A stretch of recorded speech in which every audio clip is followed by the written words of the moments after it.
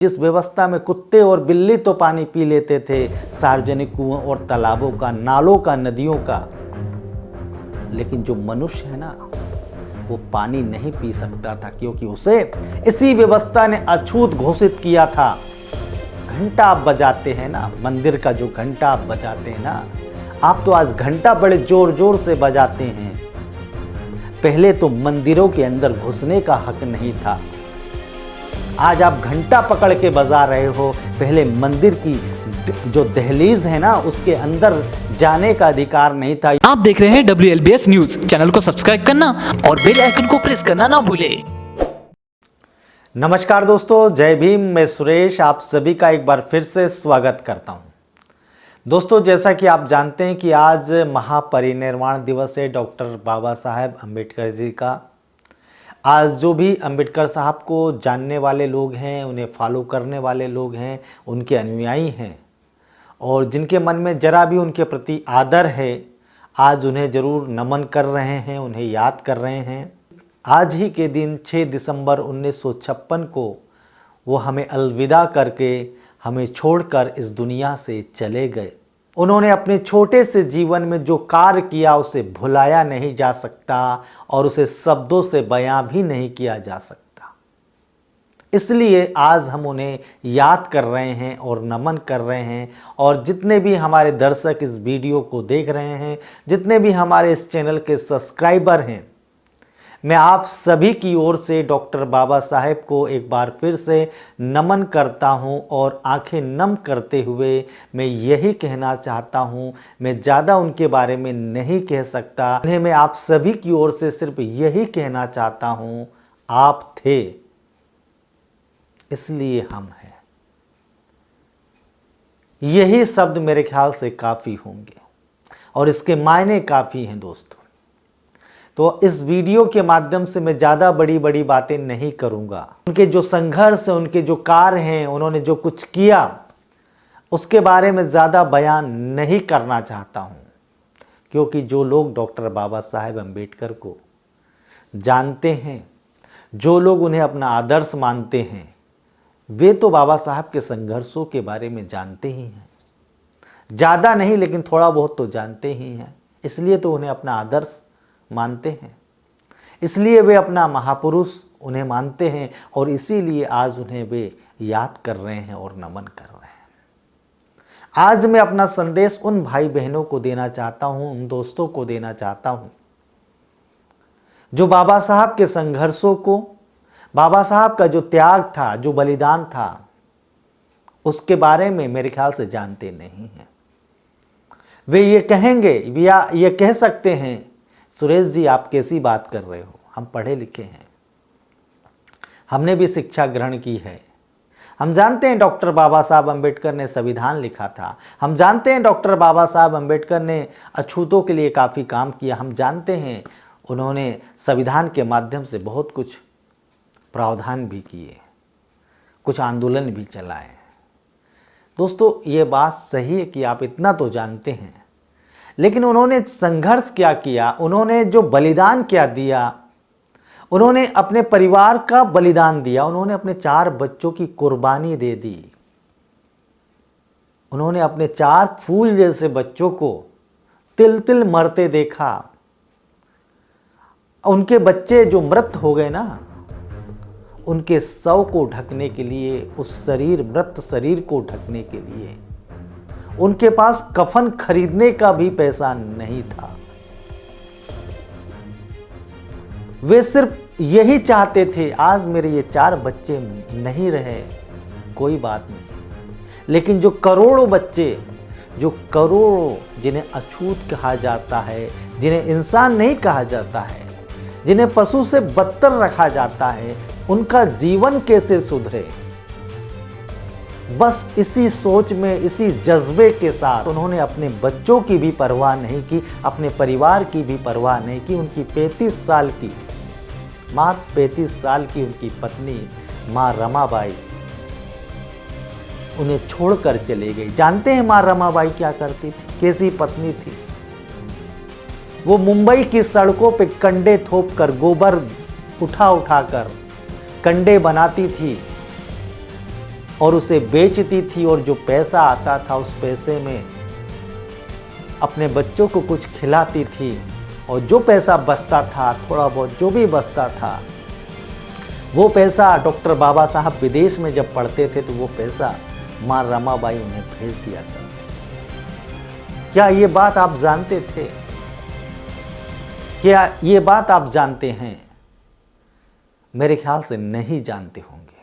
यह एक बात और जिक्र करना चाहता हूं और कुछ बातें इसलिए मैं आपके सामने रख रहा हूं क्योंकि मैं चाहता हूं यदि जिस शख्स ने, जिस महापुरुष ने इतना संघर्ष किया है, इतना त्याग किया है, अपने परिवार का बलिदान यदि दे दिया है, सिर्फ किसके लिए दिया है? आपके लिए दिया है ना, मेरे लिए दिया है ना, इस देश के करोड़ों लोगों के लिए दिया है ना, तो क्या हम उस महापुरुष को याद भी ना करें? क्या हम उस महापुरुष के प्रति सम्मान भी प्रदर्शित ना करें? क्या हम उस महापुरुष को अपना आदर्श भी ना माने? दोस्तों, ये प्रश्न मैं आपसे करना चाहता हूं और ये प्रश्न मैं आपसे इसलिए करना चाहता हूं, आप कहेंगे कि सुरेश जी इतिहास की बातें क्यों दोहरा रहे हो?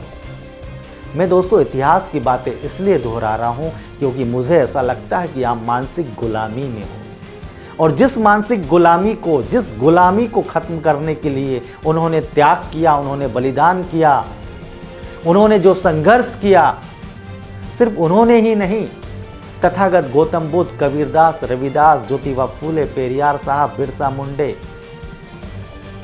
डॉक्टर बाबा साहब अम्बेडकर, ऐसे और इनके जैसे बहुत सारे ऐसे महापुरुष हैं, बहुत सैकड़ों महापुरुष कह सकता हूँ, जिन्होंने समता, स्वतंत्रता, न्याय और बंधुत्व का जो आंदोलन होता है उसके लिए लड़ाई लड़ी, जिन्होंने उस व्यवस्था के खिलाफ में संघर्ष किया जो व्यवस्था इंसान को इंसान नहीं कहती थी, जिन्होंने उस व्यवस्था के खिलाफ में संघर्ष किया जिस व्यवस्था में इंसानों को पढ़ने का अधिकार नहीं था, शिक्षा ग्रहण करने का अधिकार नहीं था। अरे ये कैसी व्यवस्था थी जिस व्यवस्था में कुत्ते और बिल्ली तो पानी पी लेते थे, सार्वजनिक कुओं और तालाबों का, नालों का, नदियों का, लेकिन जो मनुष्य है ना वो पानी नहीं पी सकता था क्योंकि उसे इसी व्यवस्था ने अछूत घोषित किया था।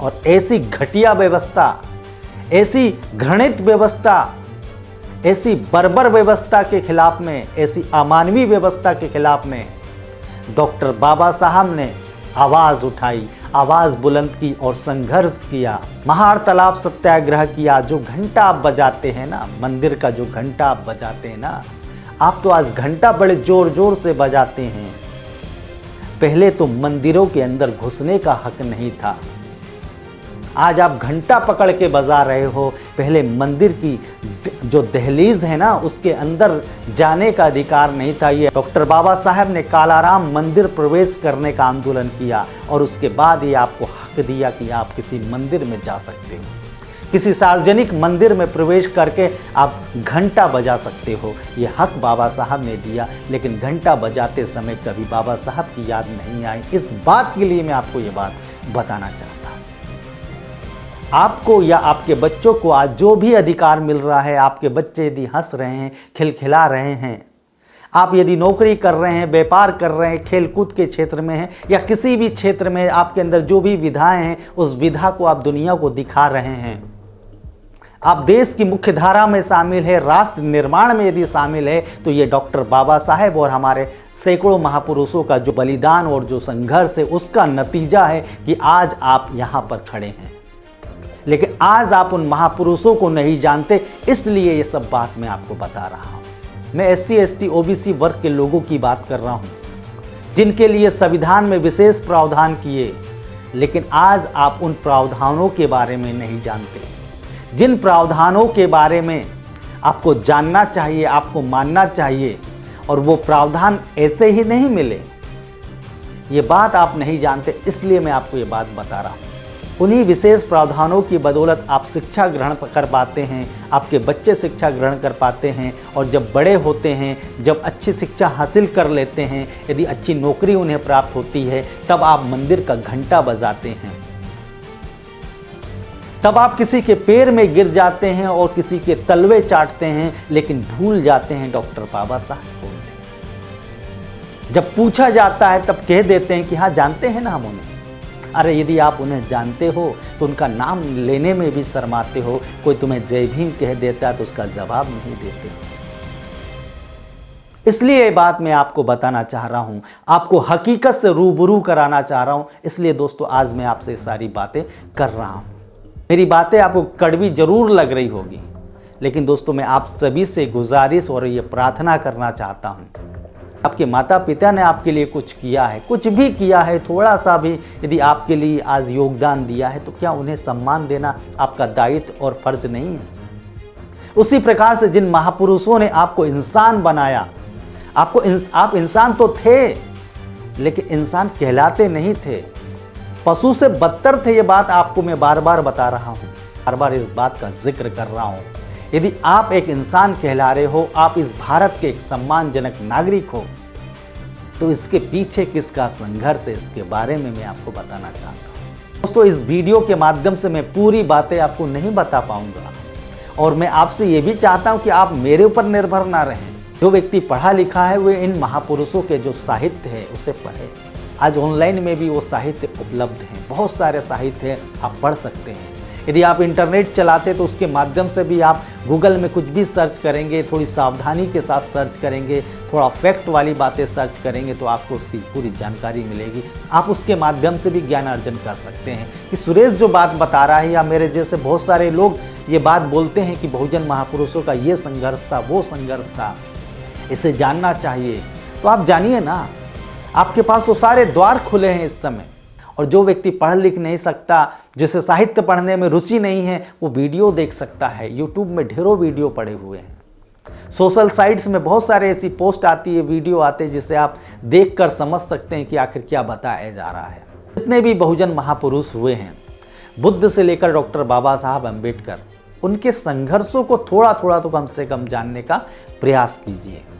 दोस्तों आज के दिन मैं सिर्फ यही कहना चाहता हूं कि मैंने जो बात कही कि वो थे, इसलिए हम हैं, इसलिए आप हैं। ये बात मैंने क्यों कहा, इस बात को जानने का प्रयास कीजिए। और यदि मेरी किसी बातों से आप सहमत हैं या असहमत हैं, तो कमेंट के माध्यम से अपनी बातें जरूर लिखिएगा। मैं प्रयास करूंगा आपकी एक एक बात का जवाब देने का। धन्यवाद। जय भीम।